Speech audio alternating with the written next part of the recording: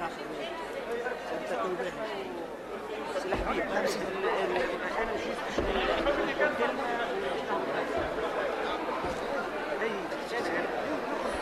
ربي على التوهين.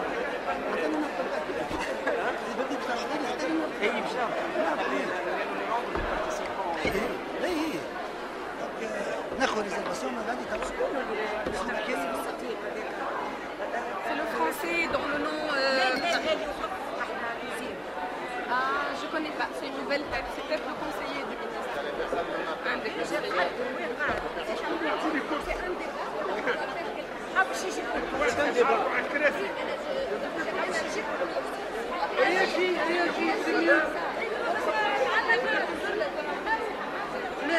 Quand doucement le protocole. Le point jeune, jusqu'à plus jeune, par alternance homme-femme. تفضل بيان سور كونترير خلي بيه مش يتكلم مش يتكلم ويمشي بالفرنساوي نحن والنبي لا نتكلم باللغه اللي يحب عليها خلي في الطلب السوري على روحي ولا بالسوري اجي كمل بالسوري تيجي كمل dans la langue de fonction.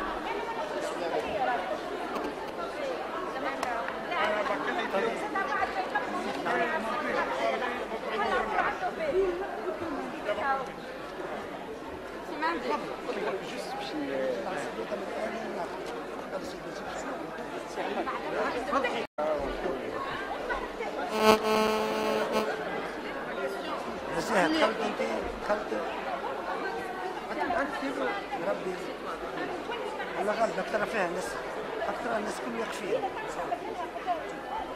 حاول تقدم فماش كلهم ريزيرفيه حاول تقدم حاول تتبع ما فماش نزيد وراسك لا فما سامحني يا غالب سامحني يا غالب ان شاء الله ربي يعينك يا سي حماد. الى اللقاء شي بداو سيرتو ما عنديش تجربه قالوها عليه انت ما عندكش تجربه. لا تكلاني ما صار يزيني عاد انت ما عندكش تجربه. والله الناس قالوا لي حق هيا جار تعالي ناس المراه لا انا اعطيك استاذ قالوا لي حق على خاطر فما اجيتاتور مش موديراتور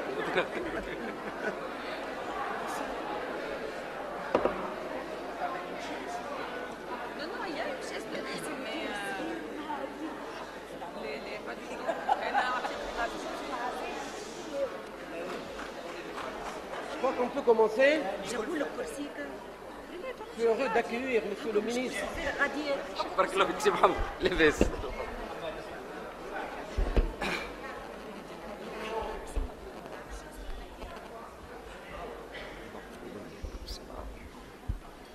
suis heureux d'accueillir M. Mehdi Mabrouk. Je suis heureux d'accueillir M. Mehdi Mabrouk. Bien sûr. Prenez-le devant. Allez.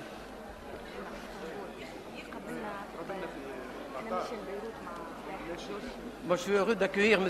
Mehdi Mabrouk, qui va ministre de la Culture, néanmoins intellectuel. Je l'espère. Oui, vous l'êtes. Je vous donne mon onction. Et sans plus tarder, je vous cède la parole avant que nous débattions de ce pourquoi on est réunis ce soir. Merci Monsieur Hamadi de m'avoir cédé la parole. Je voudrais adresser mon parole en arabe. السادة السيدات ضيوفنا الكرام، أود في البداية أن أرحب بالبروفيسور طارق رمضان على قبوله مبدأ الحضور والمشاركة في ندوة مهمة نعتقد. كما أود في ذات المناسبة أن أوجه الشكر والعرفان لكل من ساهم في تنظيم هذا اللقاء، وأساساً أود أن أذكر مكتبة الكتاب وشركة صاف، وأساساً الأخ محمد بنور الذي عملنا مع بعضنا البعض على حسن تنظيم هذه الندوة. كما أيضا أود أن أعتذر عن من بقى خارج هذا المقر الذي لا يتسع إلى احتضان كل من يود متابعة هذا اللقاء. أعتقد أن لن أطيل التدخل، واليوم نستضيف شخصية فكرية مهمة جدا، وهو الأستاذ طارق رمضان، الذي لن أطيل في ذكر خصاله العلمية والمعرفية والإنسانية، وإنما أكتفي فقط بسرد 3. غزارة التفكير في قضايا عويصة وشائكة، هذا خصلة أولى. الخصلة الثانية قدرته الفائقة على الجمع بين ثقافتين وأكثر من ثقافة إسلامية تمتد إلى معرفة دقيقة بمتن النص وبحيثيات التاريخ الإسلامي والعربي، وأيضا الإلمام بالثقافة الغربية في مرجعياتها الفكرية الكبرى. والخصلة الثالثة قدرة الرجل على إعادتنا إلى المربع الأول من التناظر، فن التناظر، وهذا مهم جدا، المناظرة والجدل. ولعل ربما هذا ما جعل صورته الإعلامية تصل أحيانا ليس فقط إلى النخبة التي تمتلك ثقافة عالمة لا كولتور سافونت، وإنما أيضا إلى المتابعين في قضايا الفكر الإسلامي، قضايا الحضور الإسلامي في أوروبا.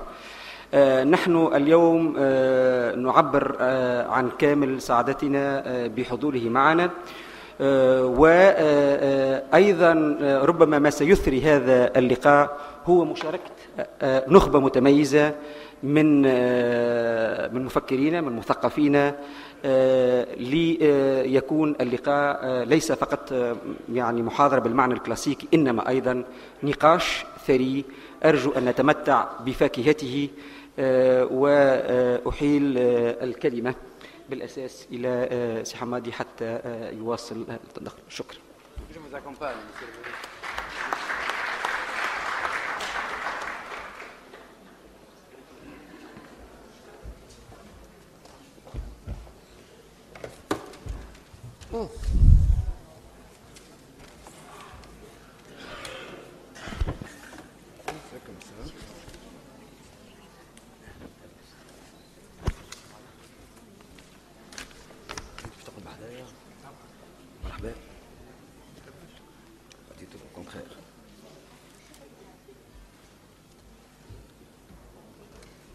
Une munazara de la plus belle des manières. Mesdames, Mesdemoiselles, Messieurs, honorables invités, chers collègues, le rôle qui m'est dévolu est ingrat. Conduire la discussion sans contraindre, suggérer des questions ouvertes.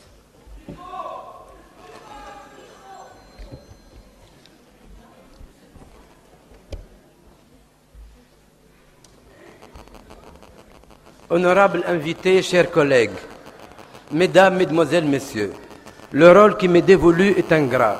Conduire la discussion sans contraindre, suggérer des questions ouvertes, arbitrer loyalement entre les protagonistes, apaiser les tensions sans brimer les talents. Bref, modérer un débat qui porte sur la cohabitation entre islamistes et laïcs. Un thème que l'actualité a chargé ces jours-ci de tant de passions malsaines qu'il sera difficile de lui conserver son caractère proprement théorico-pratique. Avant de passer à l'essentiel, je voudrais remercier Beit al-Hikma et la librairie Al-Kitab d'avoir pris l'initiative d'inviter Tariq Ramadan et lui souhaiter, au nom de vous tous ici présents, la bienvenue parmi nous. Le devoir d'hospitalité légendaire des Arabes le recommande, bien qu'en terre d'islam, il est de tradition que tout musulman se sente comme s'il était parmi les siens. Durant les années de plan, il a été empêché de fouler le sol de notre pays. La révolution lui a rendu justice, y compris du reste à nous, les enfants du pays, qui disposions du droit d'aller et de venir librement, mais épiés, la peur au ventre, menacés d'être sanctionnés pour le moindre écart de langage. Ah, que n'avions-nous alors envié ceux qui malmenaient la dictature à distance. Mesdames, Mesdemoiselles, Messieurs, le thème de la session est fort à propos. Tariq Ramadan en a parlé dans son dernier livre, L'Islam et le réveil arabe. mais également ses interlocuteurs dans leurs écrits. En effet, à la lumière des récents événements, tout porte à croire que le conflit entre l'opposition, toutes tendances confondues, et des régimes honnis, aujourd'hui en partie déchus, s'est déplacé vers une polarisation entre islamistes et laïcs. Celle-ci augure du pire si on ne renoue pas immédiatement avec les règles de la civilité dans le sens même et de pacifier les relations sociales. Je dois dire à l'occasion que si la venue de Tariq Ramadan coïncide avec le ballet de prédicateurs défendu avec acharnement par les uns, refusé avec force par d'autres, elle a toutefois été planifiée pour le mois de septembre, cependant décalée afin qu'elle ne soit pas mal interprétée en contexte préélectoral. Je le dis afin que l'hospitalité ne se transforme pas en hostilité, l'hospice en hostis, en grec. C'est dire que si la réputation polémique de monsieur ne l'avait précédé. Aussi, je me garderai bien de commenter la carrière de Tariq Ramadan. Ce n'est ni le lieu, ni le propos. Ecce homo. Voici l'homme.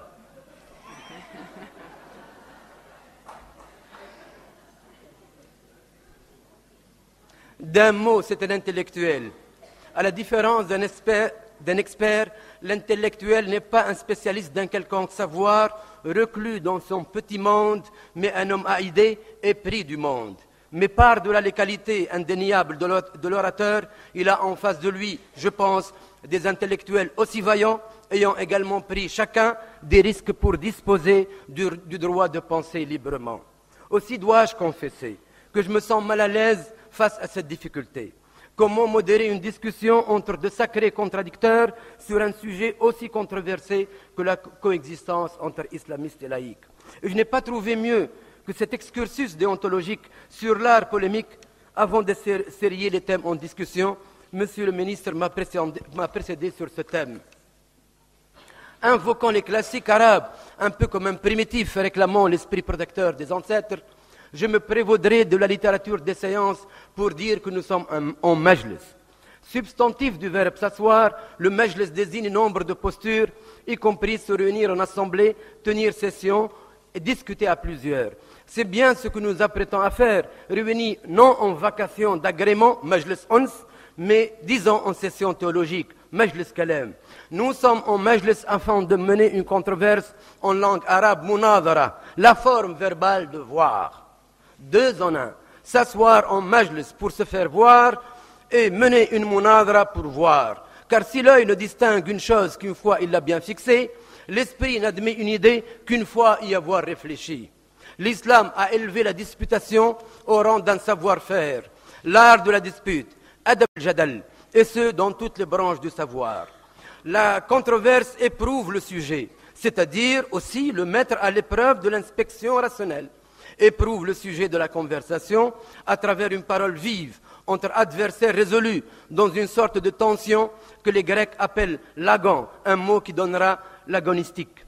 La munadra soumet sa requête devant une autorité arbitrale formée d'un duo souvent siégeant ensemble en séance plénière, le livre de chacun et la raison donnée à tous. Cependant, la discussion selon les classiques obéit à des règles que je me dois de rappeler à toute fin utile. Et d'abord le devoir de vérité à confirmer par la raison. Apportez votre preuve décisive si vous êtes véridique, lit-on dans le Coran. L'examen rationnel, al-nazar, est une injonction divine de ne polémiquer qu'avec la plus belle des manières. À ne pas confondre avec la disputation, al-mujadala, étymologiquement la mise à terre de l'adversaire, qui n'est que vanité et mépris. C'est ce que dit par exemple Abu Hatim al-Razi, un théologien ismaélien ou médecin philosophe razès, dans le majlis des deux Razi. Ensuite, la controverse ne doit pas servir des desseins malveillants. Ainsi en est-il des sessions de dignitaires, majlis al-sudur, des réunions d'apparat où les participants ne cherchent qu'à se mettre en valeur. Ou encore des sessions d'intimidation, majlis al-khawf, où l'invité terrorisé ne pense qu'à garder son calme. Enfin,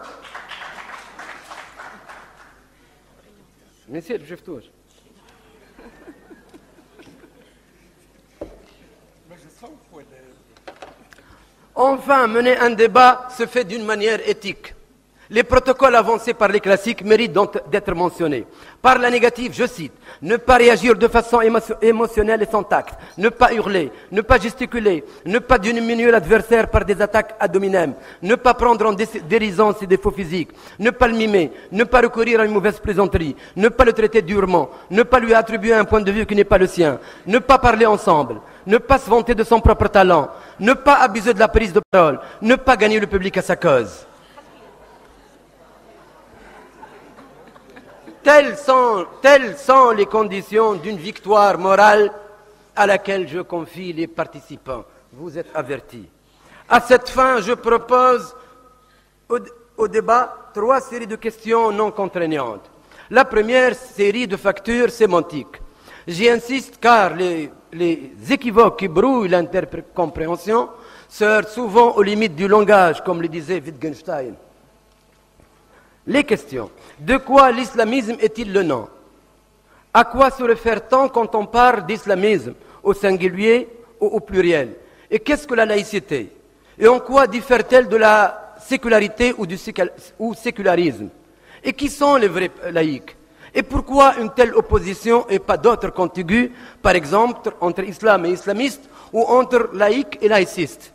La deuxième série porte sur les sujets de la controverse. En fait, des zones grises qui demandent à être éclaircies. J'y vois pour ma part 6 à 7 résumées toutes en une seule phrase. Une seule question d'une manière abrupte. D'abord, premièrement, le rapport à l'État. Existe-t-il en islam une théorie de l'État? Et si oui, laquelle? 2. La charia est-elle un corps de règles arrêtées ou une référence ouverte à l'interprétation? 3. La démocratie est-elle une simple procédure ou un ensemble de valeurs?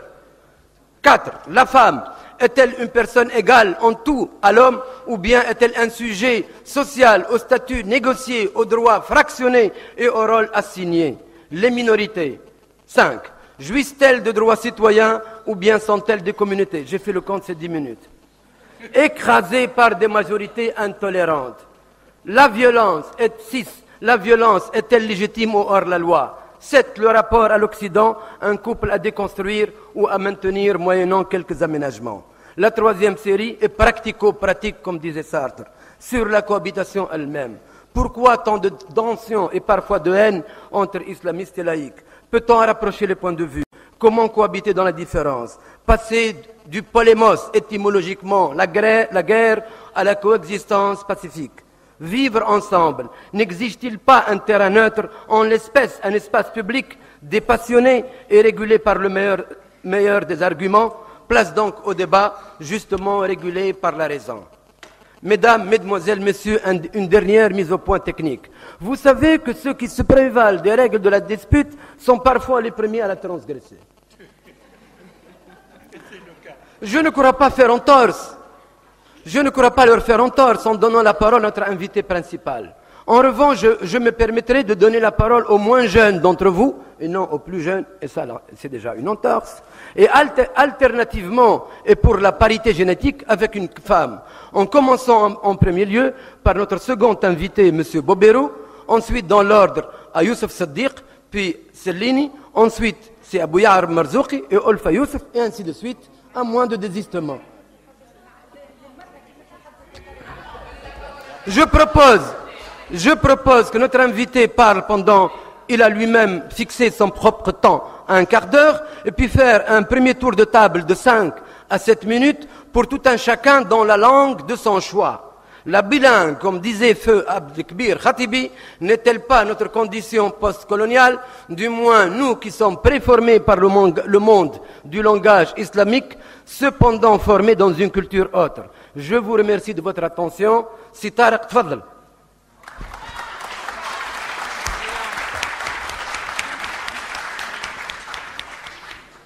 Bismillahirrahmanirrahim. Merci de cette introduction. Moi, j'aimerais commencer par remercier la librairie El Kitab de l'organisation de toute cette visite, de ces 2 jours. Vous remercie infiniment d'être aussi présent. Et effectivement, ça fait 23 ans que je n'étais pas revenu en Tunisie, et donc l'accueil que j'ai reçu depuis, enfin même avant de venir en fait, fait chaud au cœur et j'aimerais saluer ce que vous avez réussi déjà à entreprendre depuis plus d'une année. C'est pas facile, la route est encore longue, mais ce que vous avez déjà fait est important. Je vais rentrer directement dans le vif du sujet parce que 15 minutes pour la série de 7 questions en une phrase et ça demanderait un long temps de discussion. Mais simplement en termes d'introduction, 3 points que je voulais mettre en évidence. Dans le livre sur le réveil arabe, dans sa relation avec l'islam, je mets en évidence que les sociétés arabes, pas simplement la Tunisie, mais toutes les sociétés arabes, sont dans le grand danger de la polarisation et d'une polarisation instrumentalisée, parfois pour des raisons qui sont bonnes, mais qui deviennent de mauvaises raisons quand elles sont instrumentalisées dans le cadre politique, et qui rendent les choses extrêmement difficiles quand on y ajoute ce que vous avez mis en évidence dans votre introduction, une espèce de passion qui rend sourd, une espèce de surdité dans le débat, on reste à la surface des choses et on n'en vient pas aux discussions de fond. Et on en arrive à des situations, comme je le vois ici en Tunisie, mais comme je l'ai vu aussi en Égypte, ça fait des années qu'on est dans une espèce de débat un tout petit peu stérile, où chacun des deux camps ne trouve sa légitimité que par l'existence de l'autre. C'est-à-dire que les laïcs sont bien parce qu'il y a des islamistes qui sont rétrogrades, et les islamistes sont les garants de la tradition parce qu'il y a des laïcs qui deviennent de plus en plus athées ou promoteurs de la... Et puis on n'entre pas du tout dans un débat critique. On ne trouve sa légitimité que par la diabolisation et la création d'un autre qui nous justifie sur le champ politique, mais qui ne nous permet pas de discuter vraiment que proposez-vous au fond pour la Tunisie. Quel est votre projet social? Quel est votre projet politique? Ça, ce sont les vraies questions. C'est pas de savoir... moi, quand j'entends en France que la Tunisie est en danger parce que quand vous êtes dans les rues de Tunis, il y a de plus en plus de femmes qui portent le foulard, ça m'en dit beaucoup plus sur la pauvreté du débat français que sur la réalité de l'avenir de la Tunisie. Mais malheureusement, certains en Tunisie commencent à importer, à être colonisés par ce discours, et dans les deux sens, il faut en sortir. La deuxième des choses me paraît être une question de méthodologie. Quand on pose des termes comme ceux-ci, ils sont chargés à plusieurs niveaux. Ils sont chargés idéologiquement, ils sont chargés historiquement, et on ne peut pas ne pas passer par la définition des termes. Alors évidemment, vous avez mis en évidence qu'est-ce que c'est que l'islamisme, et vous savez qu'il y a parmi les islamistes des gens qui disent qu'il ne faut pas utiliser islamisme et qu'il faut utiliser musulman, et que vous avez une compréhension du terme qui est polysémique, et que de ce point de vue-là, on doit faire très très attention à de quoi parle-t-on. Après le 11 septembre, islamisme a voulu dire la violence radicale, la violence extrémiste. Même un livre qui a été un best-seller en Angleterre s'appelle « The Islamist ».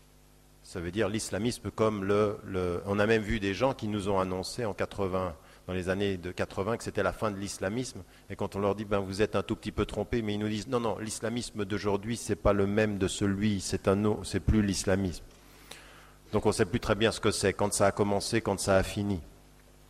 Et puis sur la question de la laïcité, à côté d'une autorité telle que Jean Bobéro, je le laisserai dire ce qu'il fait depuis maintenant des décennies en fait, c'est à l'adresse de la France de distinguer la laïcité idéologique de la laïcité telle qu'elle doit être comprise dans son évolution, pas comme elle est utilisée par certains pour la transformer en combat contre la religion, ce qu'il a lui-même d'ailleurs apparenté à une espèce de fondamentalisme ou d'intégrisme dans le rapport à la laïcité. Il faut faire ce travail-là dans ce débat-là. Et puis, la troisième des choses que j'aimerais mettre en évidence dans l'introduction, c'est que nous sommes obligés de nous armer d'une pensée critique qui va questionner.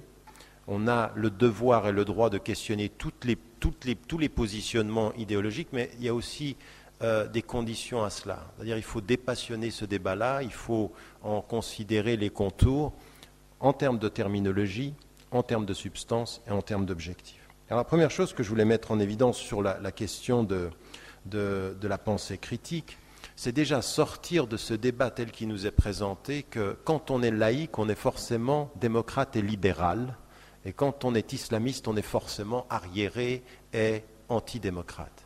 Ces espèces de polarisations-là, telles qu'on les entend, et qui viennent dans certains milieux, malheureusement en Tunisie, il faut les briser. J'ai rencontré des Tunisiens laïcs qui ont soutenu la dictature. Et j'ai rencontré des islamistes qui étaient pour la démocratie. Et bien avant qu'on en parle de la façon dont vous en parlez aujourd'hui. Donc il faut sortir de ces schémas qui mettent les islamistes d'un côté d'une référence islamique rétrograde et conservatrice, tellement conservatrice sur le plan moral qu'elle ne pourrait pas être démocrate sur le plan politique. Et il faut sortir de cette idée qu'il suffit d'être laïque au sens de libéral religieusement pour être libéral politiquement. C'est pas pareil. On peut être très libéral religieusement et très dogmatique politiquement. Très rapidement, en acceptant très rapidement la rhétorique qu'on a eue parmi tous les dictateurs. Les dictateurs, c'était vrai en Égypte, c'était vrai en Tunisie, on disait « mieux vaut moi le dictateur que ces fous islamistes ». Et on nous a vendu ça pendant des années, ça a valu la prison et la torture à certains, et aujourd'hui, on doit sortir de cela. Donc si on en sort, ce n'est pas pour qu'après qu'on soit sorti de la dictature, qu'on revienne et qu'on passe son temps dans la polarisation. Donc le but de ce que je dis dans le livre, la 3e et 4e partie du livre, c'est de dire l'un des objectifs, il faut sortir de la polarisation superficielle, sortir des faux débats en posant les termes du débat. Et j'insiste sur deux choses.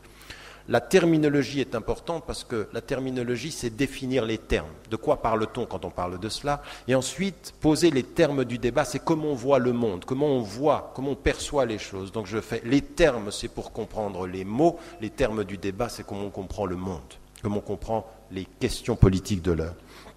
Et moi, ce que j'aimerais mettre en évidence par rapport à ça, c'est que par rapport à ce premier débat, la première dimension de ce rapport à l'islamisme, c'est déjà de comprendre que oui, même dans la tradition musulmane récente du XXe siècle, à un moment donné, dans les prisons égyptiennes, nous sommes dans les années 50, il y a une vraie question.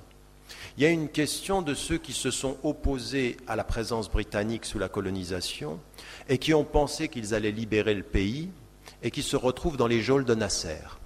Or, Nasser est musulman de religion, mais il est oppresseur politiquement. Comment faut-il l'appeler? Il y a un mouvement qui va dire il est plus musulman. Un homme qui est un dictateur et puis ma yahkum bima anzalallah fahuwa kafir. Il est sorti.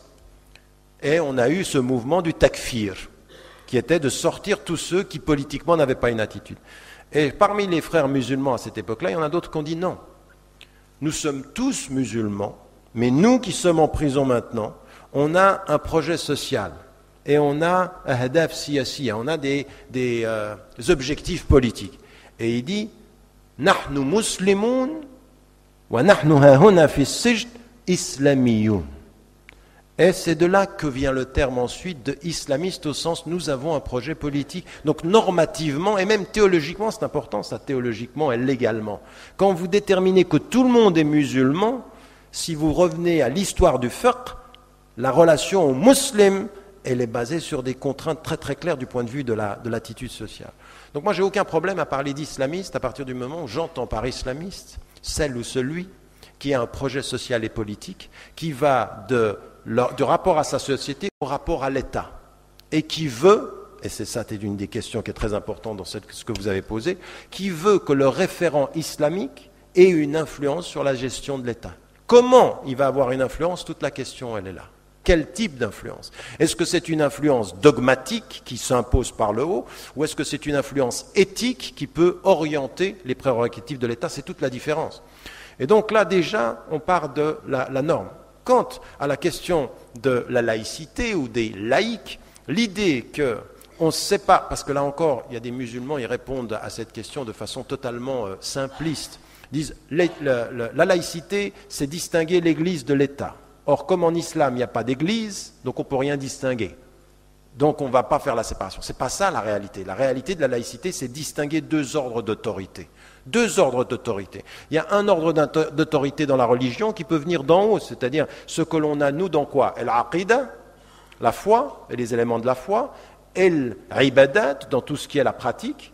Et dans ces éléments-là, l'autorité, elle vient d'en haut pour la musulmane et le musulman, sami'na wa ata'na, c'est-à-dire on comprend que c'est comme ça qu'on va suivre. Ça, c'est une des dimensions. Mais dans toute la dimension politique, il y a, dès l'origine, dans la tradition musulmane, une autorité qui est négociée. Toute la conception